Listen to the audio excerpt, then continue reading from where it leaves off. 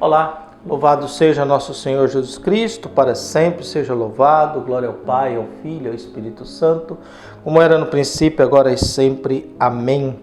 Queridos irmãos e irmãs, paroquianos da nossa paróquia, Nossa Senhora da Abadia, Diocese de Cristalândia, graça e paz, que Deus abençoe e ilumine a todos nós, fortalecidos na fé. Neste dia 21 de agosto de 2024, nessa quarta-feira, dia de São Pio X, Papa. José Sarto nasceu em Treviso, na Itália, em 1835 e morreu em Roma, 20 de agosto de 1914, ano que começou a Primeira Guerra Mundial. Bispo de Mantua, em 1884, e patriarca de Veneza, em 1893. Sobe à Cátedra de Pedro com o nome de Pio X. É o pontífice que, no motu proprius, Trali Solentius, entre as solicitudes de 1903, afirmou que a participação dos santos mistérios é a fonte primeira e indispensável da vida cristã. Defendeu a integridade da doutrina da fé, promoveu a comunhão eucarística também das crianças, encaminhou a reforma da legislação eclesiástica, ocupou-se positivamente com a questão romana entre o governo italiano e a Santa Sé e com a ação católica. Cuidou da formação dos sacerdotes, mandou elaborar um novo catecismo, favoreceu o movimento bíblico, promoveu a reforma litúrgica e o canto sacro. Que Pio X interceda por todos nós. O Evangelho é tirado de Mateus, capítulo 20, versículos de 1 a 16a. O Senhor esteja convosco, Ele está no meio de nós. Proclamação do Evangelho de Jesus Cristo segundo Mateus. Glória a vós, Senhor. Naquele tempo, disse Jesus a seus discípulos esta parábola: O reino dos céus é como a história do patrão que saiu de madrugada para contratar trabalhadores para a sua vinha. Combinou com os trabalhadores uma moeda de prata por dia e os mandou para a vinha.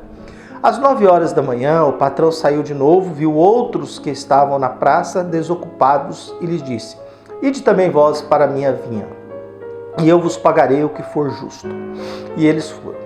O patrão saiu de novo ao meio-dia e às 3 horas da tarde e fez a mesma coisa. Saindo outra vez pelas 5 horas da tarde, encontrou outros que estavam na praça e lhes disse: Por que estáis aí o dia inteiro desocupados?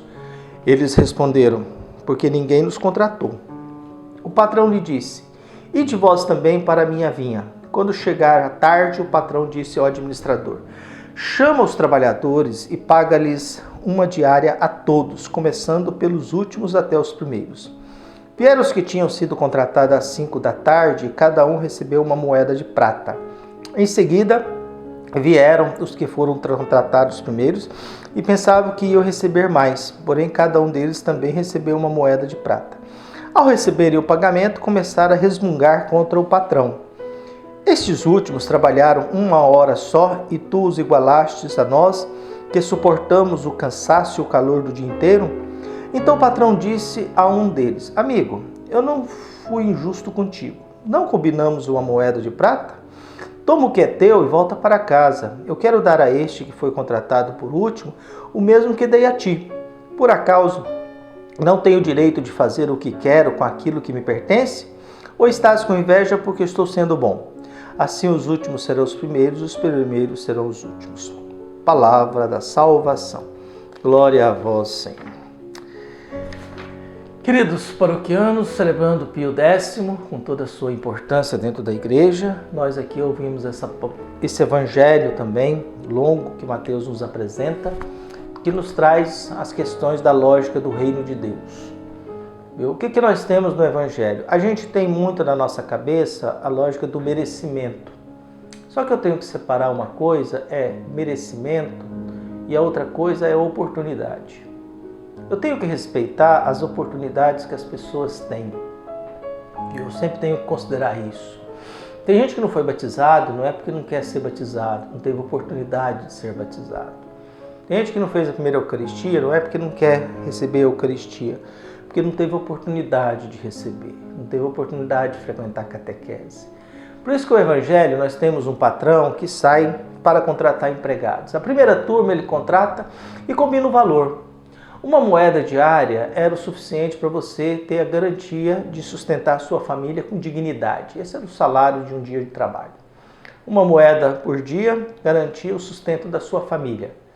Eu não conseguir uma moeda significava que sua família ia passar fome, não teria condições de comer aquele dia.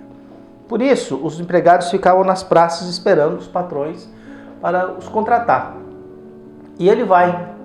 Primeiro, a primeira turma, ele combina o valor. Uma moeda, está de acordo? Está de acordo, então vai trabalhar na minha vinha. Depois ele sai às 9 horas, por que vocês? Vai vocês também. Viu? E aí ele sai meio-dia e sai às 3 da tarde. Viu? Encontra a gente também que está lá, sem ganhar a sua moeda, viu? Até que 5 horas, 6 horas terminava a diária. Então 6 horas da tarde, 5 horas da tarde ele encontra, por que vocês estão aí parados o dia inteiro? A resposta deles é uma resposta de tristeza. Ninguém quis nos contratar. Nós não tivemos oportunidade, estamos aqui o dia inteiro. Não estou falando que eles não estavam lá, eles estavam lá. Só que era muita gente e eu contratando, ia sobrando. Alguns ficavam sem poder ter uma diária de trabalho. Voltava para casa sem comida, viu? Sem o dinheiro para sustentar os seus filhos. Então o patrão vendo esses, os 5 horas da tarde, disse, vai vocês também. Viu? E eles foram. No final do dia vem o acerto e o patrão resolve igualar a todos.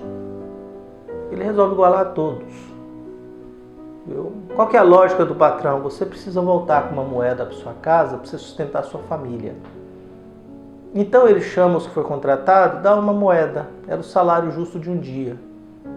E aí os que foram primeiro, opa, não vamos receber mais. Não, eles recebem a mesma coisa. E eles protestam. Isso não. A gente não ficou o dia inteiro trabalhando. Esses trabalharam 1 hora só. E o patrão responde, nós não combinamos uma moeda da diária? Combinamos.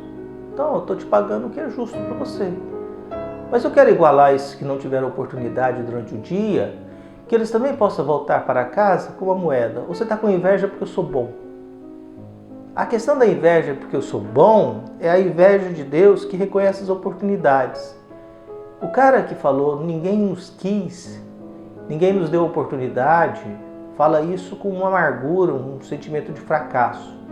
É a mesma coisa dos pescadores, a gente não pegou nada, passamos a noite trabalhando. Então nessa lógica que a lógica de Deus nos ensine, que a gente possa olhar todos com dignidade, com esperança, e que todos tenham o necessário para viver com dignidade, sustentar a própria vida e a vida dos seus. Um abraço, até mais.